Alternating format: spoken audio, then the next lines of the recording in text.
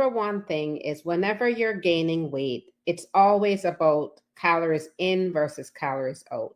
Very likely there's a calorie surplus. And when there's a calorie surplus, very likely you're going to continue to have high blood sugars.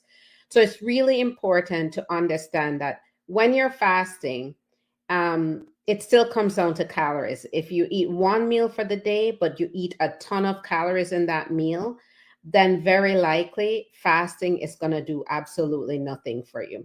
So it's really important that when you're fasting, you're paying attention to what your body needs and you're giving your body only what it needs. Okay. That's the whole point of fasting. Fasting maximizes your ability to eat only what your body needs and not in surplus. So that is why fasting can be very helpful when it comes to losing weight.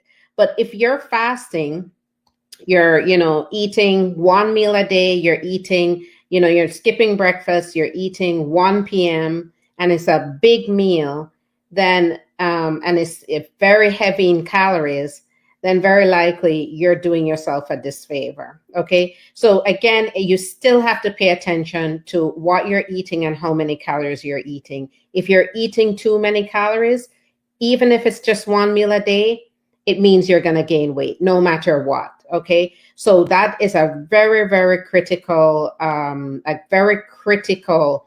piece of information. If you are ready to commit to a program that can reverse insulin resistance naturally, then go ahead and click the link to get started.